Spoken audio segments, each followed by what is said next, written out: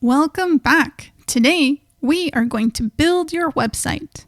I am always excited to teach this step because you have an important message to share, and we are going to build a home for that message in the real world today.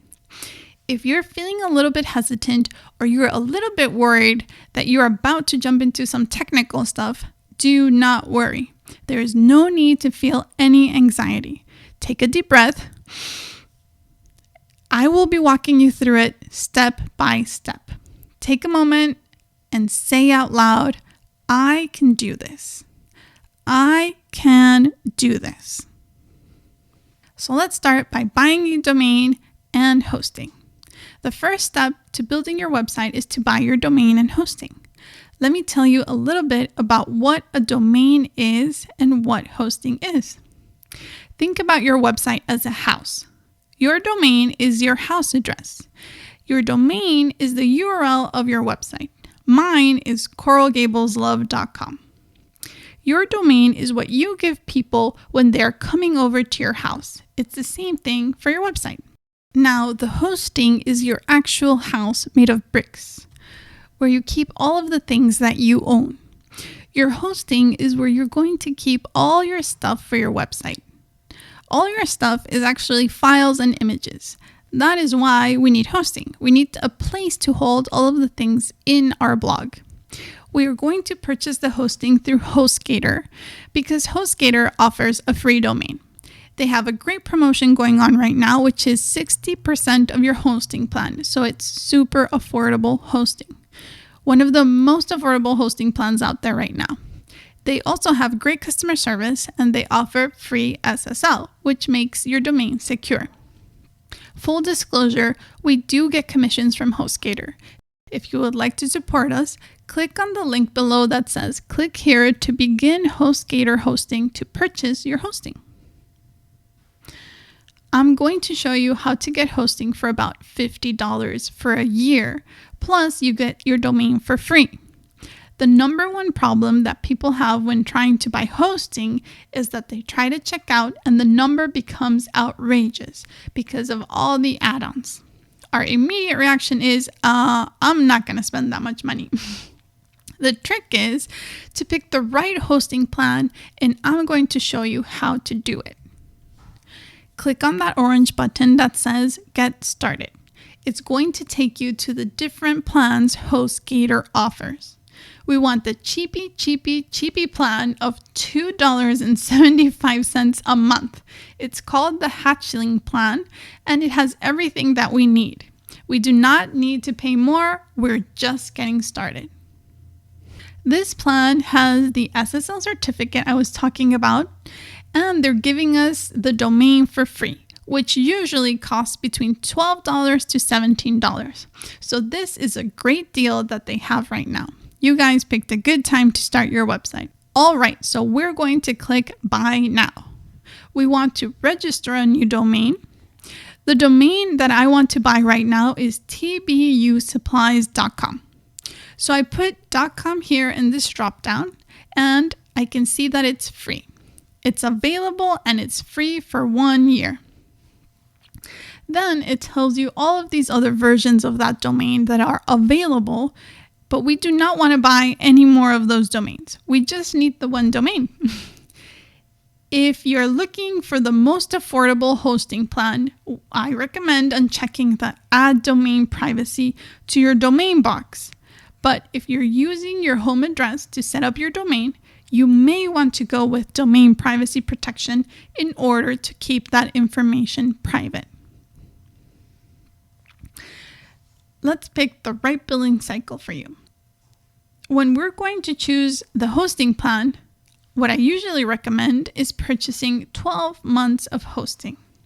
If you're not sure what's going to happen with your website after a year, if you already know that this website is going to last you 3 years and you're 100% sure you will not change your domain, then I would recommend going for 36 months to lock in that $2.75 rate.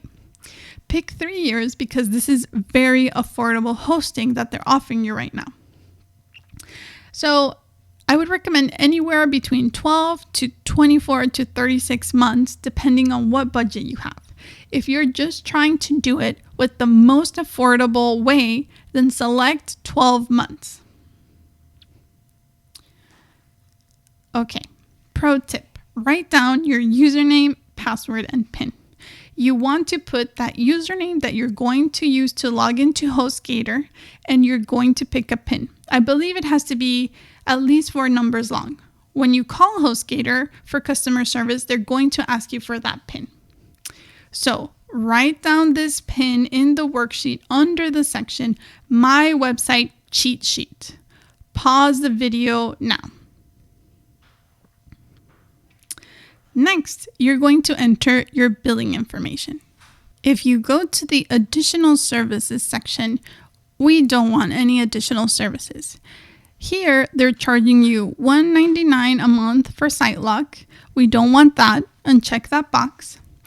And here, they're charging you $2 for backups. We don't want that either. Uncheck that box too. If you did the 12 months like I told you, your total amount should be around $50 for your domain and hosting for 1 year. We're going to scroll down and we're going to check that you have read and agreed to the HostGator Terms of Service. Once you check that little box, the Checkout Now button should allow you to click it. It becomes highlighted and you can click.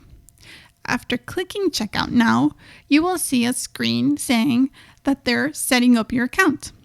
HostGator is going to be sending you an email with all the account information. Keep an eye out on your email for an email from HostGator with that information. Usually at this point, I get the question, mine is taking a while to finish setting up. Is that normal? Yes, they have to set up some stuff on their servers for us, so it takes a minute. So we're going to let it keep thinking for a minute. Take a moment to write down your HostGator username, PIN, and password in the worksheet under the section My Website Cheat Sheet. Pause the video now. Let's continue. Once your account is finished set up, HostGator asks you to fill out a survey. You can just scroll all the way to the bottom and click skip. Once you skip the survey, then we are ready to start our WordPress site. Click on that blue button that says Get Started. On the next screen, we're going to click on a button that says Install Now. All right, so we're looking at a screen to select our WordPress installation settings. We're going to leave the version that's there. Don't change that. Where it says choose installation URL, you're going to leave that blank. Now we're going to move to site settings. We're going to pick the site name for your website. The domain that I'm buying right now is tbusupplies.com. I'm going to call it TBU Supplies. The other website that I have is called Coral Gables Love. So I usually put Coral Gables Love in the site name.